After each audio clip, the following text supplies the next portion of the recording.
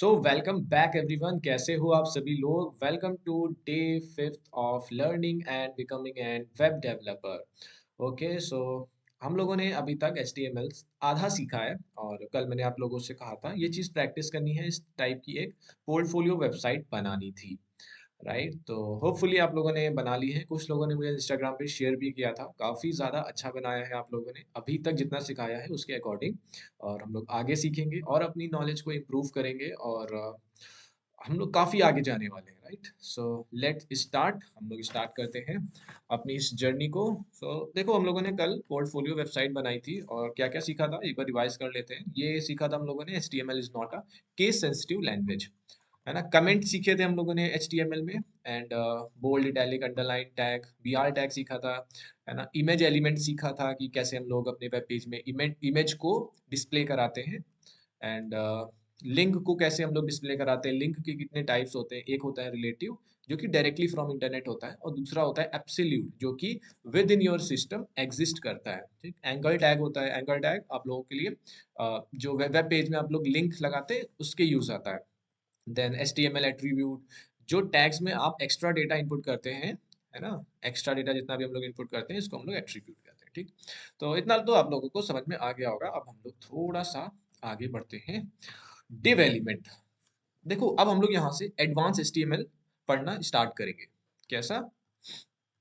Advance HTML। अभी जो हम लोगों ने पढ़ा था वो बेसिक HTML था, अब यहाँ से हम लोग एडवांस HTML पढ़ना स्टार्ट कर रहे हैं। राइट, तो व्हाट इज डिव एलिमेंट? देखो, डिव एलिमेंट कुछ नहीं होता। Div element is a container used to hold other HTML elements और ग्रुप ऑफ HTML एलिमेंट्स। ठीक, अब इसका क्या मतलब होता है, इसको थोड़ा सा समझते हैं। देखो, डिव एलिमेंट बेसिकली कोई एक काम नहीं करता है। मतलब ये समझ सकते हो कि तुम लोग किचन में जाते हो, तो किचन में क्या होता है, किचन में एक बड़ा डिब्बा होता है, उसके अंदर कुछ छोटे डिब्बे रखे होते हैं। ये चीज तुमने कभी नोटिस की होगी कि किचन में कभी कभी सामान बचाने के लिए, स्पेस बचाने के लिए, हम लोग की मम्मियाँ क्या करती हैं कि एक बड़े डिब्बे के अंदर छोटे छोटे डिब्बे रख देते हैं। ठीक, तो ये जो बड़ा डिब्बा हुआ ना, यही आपका डिव है। यही आपका डिव है। डिव बेसिकली क्या करता है, इसका कोई भी रोल नहीं होता है। ये खाली जो बाकी HTML एलिमेंट होते हैं उनको एक तरह से होल्ड करता है ना। एक कंटेनर का काम करता है बाकी HTML एलिमेंट्स के लिए। इसको एग्जांपल से समझते हैं ना, एग्जांपल से समझते हैं। हम लोग अपना VS कोड ओपन करते हैं। ओके, सो देखो क्या होता है कि फॉर एग्जांपल हम लोगों को क्या करना है, कुछ सेक्शन डिवाइड करने हैं। सेक्शन कैसे डिवाइड करने हैं? फॉर एग्जांपल ये हम लोग की वेबसाइट थी, इसको एक बार मैं रन करके दिखाता हूँ आप लोगों को। ठीक, ये वेबसाइट थी। अब सेक्शन कैसे डिवाइड करने हैं? ये जो इतना कंटेंट है ये हम लोग का एक सेक्शन में आना चाहिए, और ये इतना कंटेंट एक सेक्शन में आना चाहिए। ठीक, तो अब इसको हम लोग कैसे करेंगे? इसी के लिए हम लोग का डिव टैग बना है, डिव टैग। ठीक, अब हम लोग क्या करेंगे, ये जितना भी पार्ट है इसको हम लोग कट कॉपी पेस्ट करके यहाँ पेस्ट कर देंगे। राइट, एंड एक और डिव बनाएंगे और इसको उठा के हम लोग यहाँ लगा देंगे। ठीक, अब तुम यहाँ देखो, ये थोड़ा सा कोड जो है ना वो ऑर्गेनाइज हो चुका है। अब हम लोग यहाँ पे आसानी से अंतर बता सकते हैं कि ये जितना पार्ट है, ये जो डिव है, ये हम लोग का जो हेड टॉप वाला पार्ट है उसके लिए है, और ये जो डिव है हम लोग का, ये जो बॉटम वाला पार्ट हम लोगों ने लिखा है उसके लिए। इसका बस यही डिफरेंस होता है, इसका बस यही यूज होता है, इसके अलावा कोई यूज नहीं है। अब अगर तुम अपने कोड में भी देखोगे तो कुछ भी फर्क नहीं दिखेगा तुमको। देखो वैसे ही है, मैं इसको रिफ्रेश करता हूँ। देखो, जो तुम्हारी वेबसाइट थी वो बिल्कुल वैसी है, बस क्या हुआ, तुम्हारा जो कोड हुआ वो थोड़ा सा ऑर्गेनाइज हो गया, है ना, क्योंकि तुमने इस डिव के अंदर इस पूरे जो कंटेंट है उसको स्टोर कर दिया। जैसे मैंने तुमको एग्जांपल बताया था कि एक बड़ा डिब्बा होता है, बड़े डिब्बे के अंदर हम लोग छोटे छोटे डिब्बे रख सकते हैं, है ना। हालांकि कोई फर्क नहीं पड़ेगा, देखो छोटे छोटे डिब्बे तुम ऐसे रखो, है ना। छोटे छोटे डिब्बे या तो तुम ऐसे रखो, है ना, या फिर क्या करो, उसको एक बड़े से डिब्बे के अंदर रख दो। फर्क कुछ नहीं है, बस तुमको पता रहेगा कि इसके अंदर जो है ये तुम्हारा फॉर एग्जांपल टी मेकिंग है ना। टी मेकिंग मटेरियल रखा हुआ है। ठीक, टी मेकिंग का मतलब क्या हो गया, चाय बनाने वाला जितना भी सामान है वो इस बड़े से डिब्बे के अंदर रखा गया है। फॉर एग्जांपल ये चाय हो गई, ये चीनी हो गई, ये आपका अदरक हो गया, ये कुछ चाय मसाला हो गया, है ना, ये इलायची हो गई, और ये कुछ और हो गया। ठीक, तो ये टी मेकिंग बड़ा सा है। ये जो कंटेनर है फॉर एग्जांपल इसमें रखा हुआ है आपका सब्जी मसाला रखा हुआ है इसमें, सारे जितने भी सब्जी में डलने वाले मसाले हैं वो सारे रखे हुए हैं, ये सारे है ना। तो फर्क कुछ भी नहीं हुआ, बस एक ऑर्गेनाइज हो गया है ना, इसको आप समझ गए होगे। और एक और चीज इसमें आप लोग देख रहे हो, इसमें लिखा हुआ है it is a block element.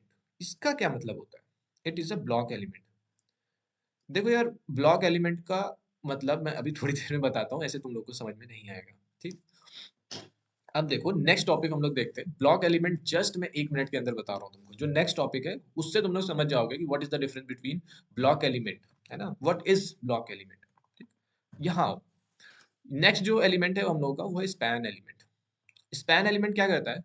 Span is also a generic container use to hold other HTML elements और ग्रुप ऑफ एलिमेंट्स टुगेदर। जो स्पैन एलिमेंट होता है ना, वो भी सेम डिव का काम करता है। जो डिव काम करता है ना, वही सेम स्पैन एलिमेंट भी करता है। ठीक, बस इसमें एक छोटा सा डिफरेंस होता है, ये होता है आपका इनलाइन एलिमेंट। ये कैसा एलिमेंट होता है? ये इनलाइन एलिमेंट होता है। और आपका डिव क्या एलिमेंट था? वो ब्लॉक एलिमेंट है। अब दोनों के बीच में थोड़ा सा डिफरेंस क्या होता है वो हम लोग समझते हैं। मैं क्या करूंगा, आ जाऊंगा अपने VS कोड में और इसको फिलहाल के लिए कट कर देते हैं। इसको भी हम लोग रिमूव कर देते हैं, थोड़ा सा क्लीन कर देते हैं अपने कोड को, राइट। अब मैं एक इसमें चीज लिखूंगा, लिखूंगा डिव दिस इज हेडिंग। ठीक, ऐसा कुछ मैंने रैंडम सा लिखा। मैंने एक और डिव बनाया, इसमें लिखा हेलो माई सेल्फ अक्षर।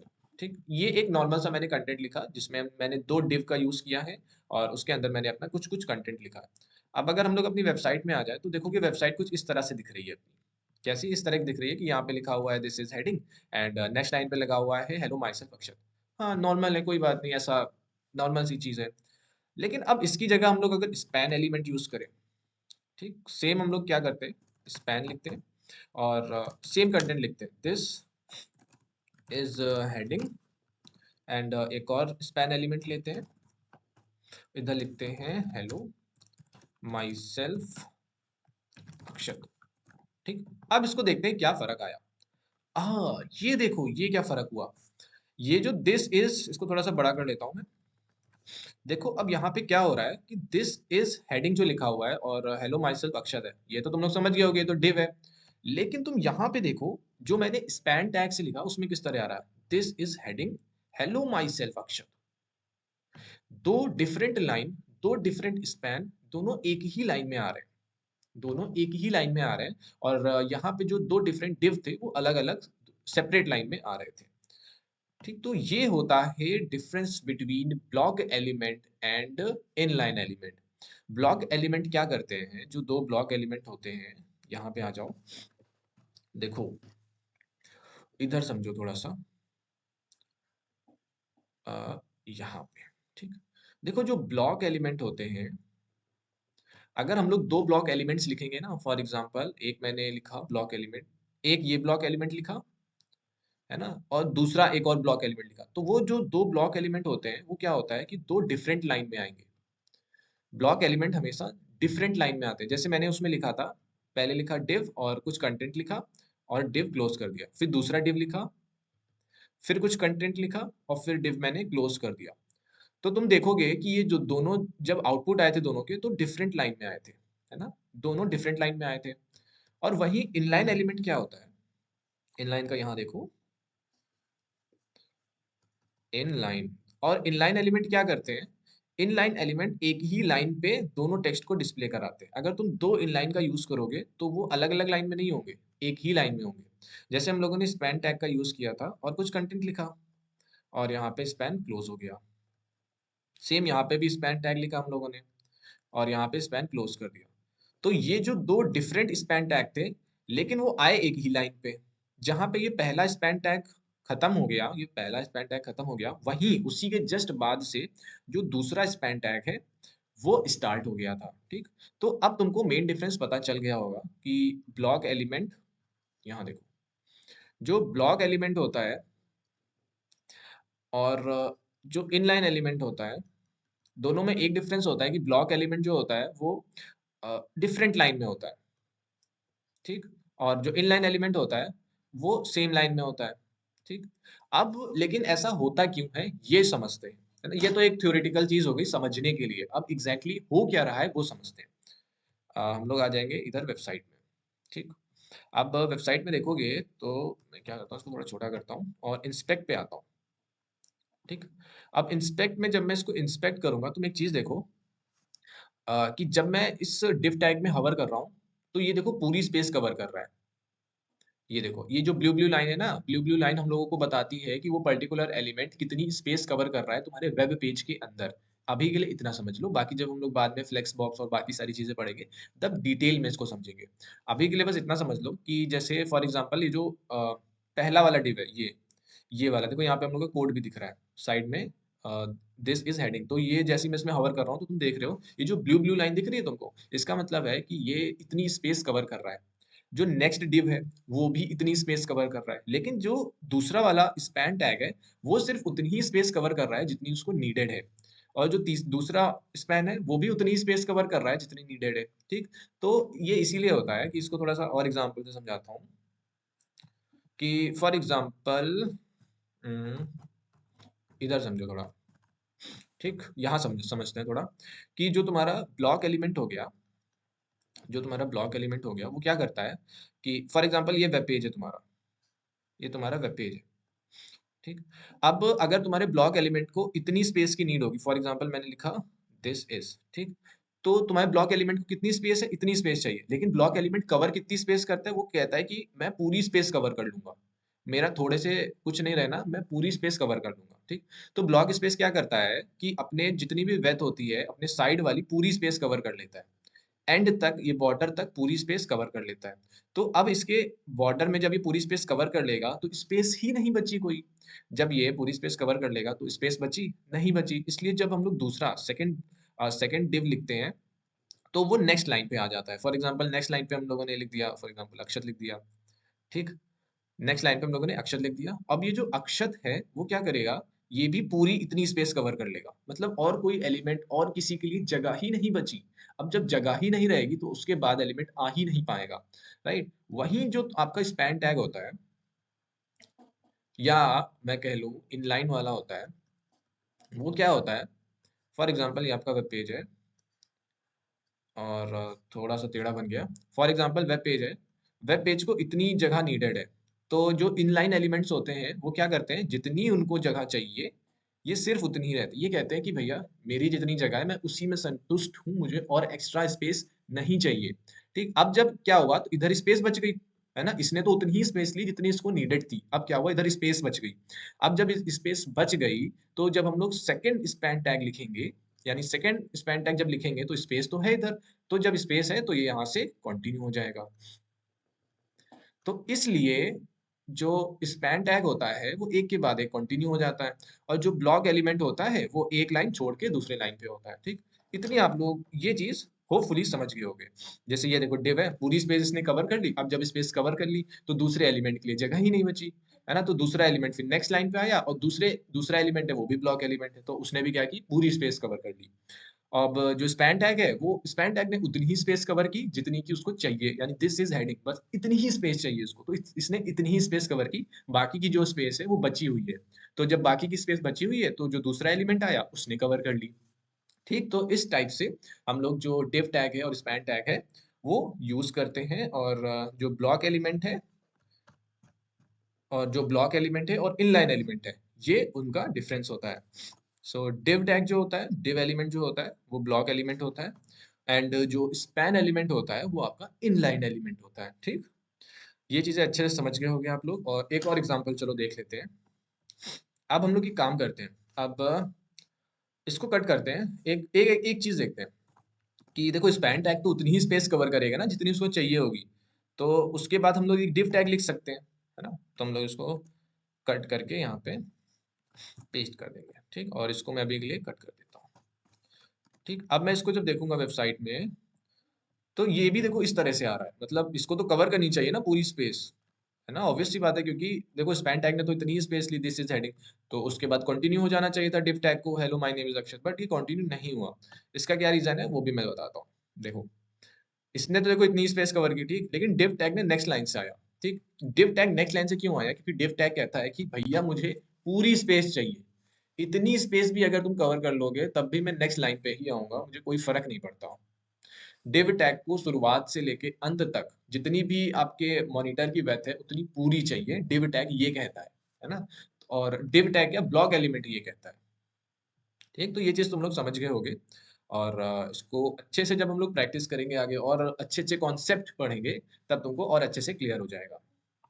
राइट, नेक्स्ट अब हम लोग देखते हैं एचआर टैग क्या होता है। देखो ये बहुत ही अच्छा टैग है, इसका यूज तुम लोग बार बार करोगे।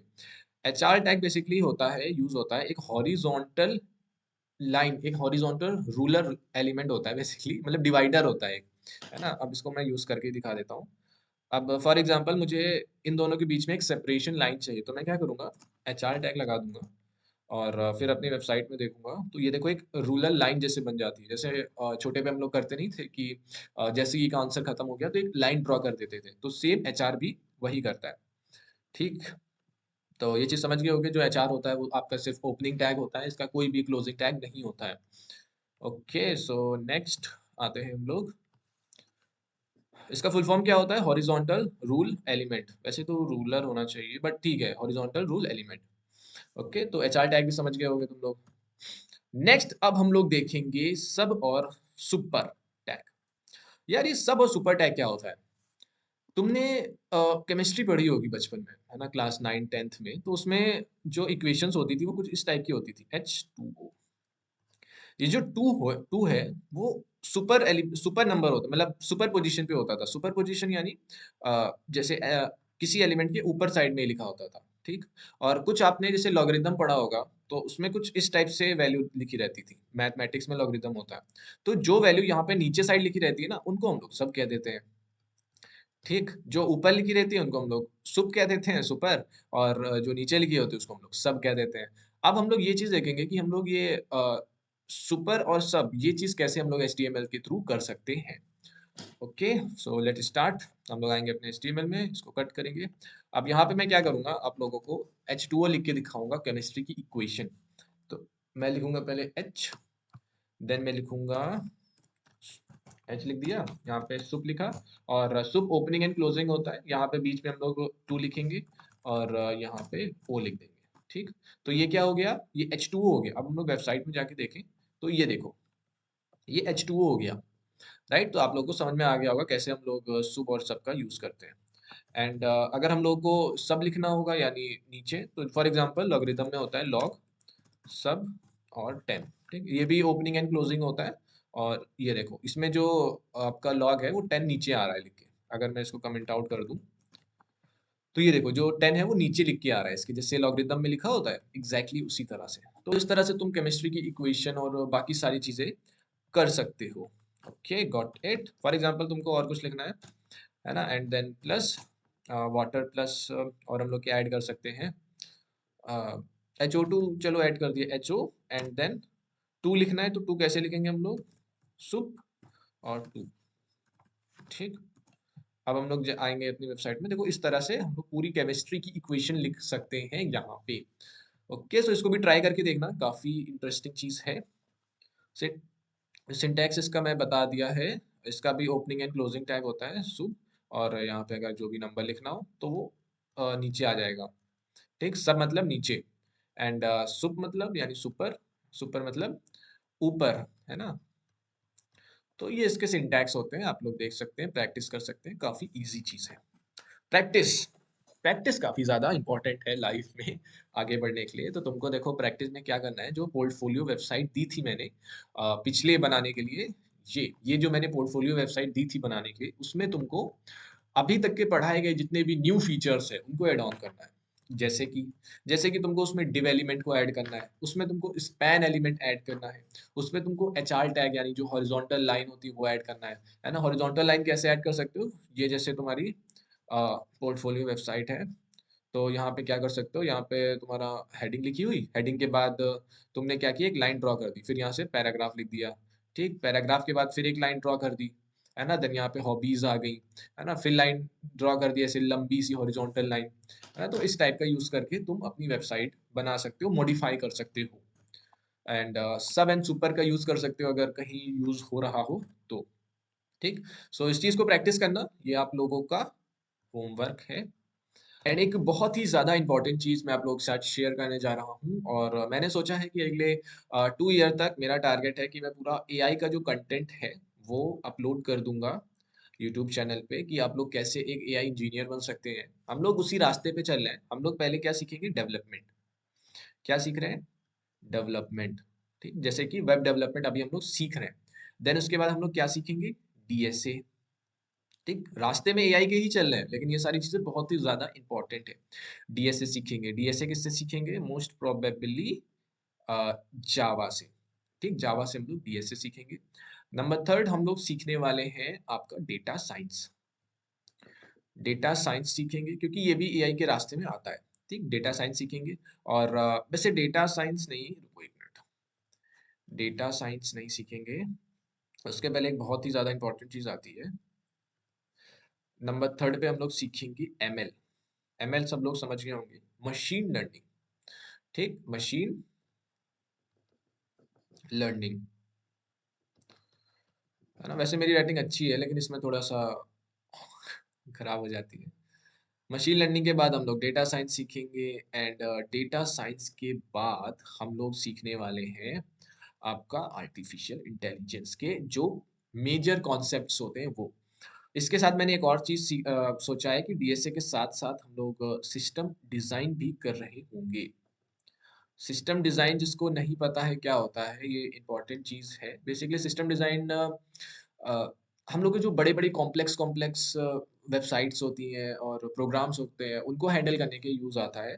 और सिस्टम डिज़ाइन से हम लोग ये सीखते हैं कि इन सबको कैसे हैंडल करें। फॉर एग्ज़ाम्पल, एक अमेज़न है, ठीक है? अमेज़न पे ग्रेट इंडियन सेल चल रही है, रात की 12 बजे स्टार्ट होगी और 12 बज के 5 मिनट में खत्म हो जाएगी।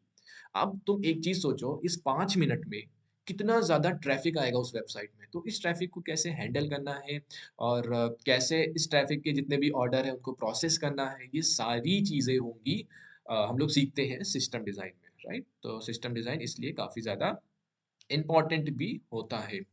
एंड एआई कंटेंट सीखेंगे, एमएल सीखेंगे, डेटा साइंस, आर्टिफिशियल इंटेलिजेंस। तो ये एक जस्ट मेरा एक रोड मैप है कि अगले 2 साल के अंदर हम लोग क्या-क्या चीज़ें इसमें अपलोड करेंगे। प्लस साथ में हम लोग प्लेसमेंट रेडी क्वेश्चंस भी लगा रहे होंगे। प्लेसमेंट वाले क्वेश्चन जो होते हैं वो भी लगा रहे होंगे, है ना। मैं कुछ एक ऐसे एक्सपर्ट टॉक भी लाऊंगा। एक्सपर्ट टॉक यानी क्या हो गया कि जो लोग ऑलरेडी गूगल, माइक्रोसॉफ्ट और तुम्हारा जितनी भी बड़ी-बड़ी कंपनियां हैं, मेटा हो गई, इन सब में ऑलरेडी वर्क कर रहे हैं, उनसे उनके जो इंजीनियर्स हैं मैं उनको अप्रोच करके उनके साथ एक रोड मैप आप लोगों के साथ शेयर करूंगा कि कैसे वो लोग वहां तक पहुंचे। तो एक्सपर्ट टॉक भी काफी ज्यादा इंपॉर्टेंट होगी, है ना, आपके प्लेसमेंट जर्नी के लिए, कि कैसे उनको एक हाई पैकेज मिला, है ना।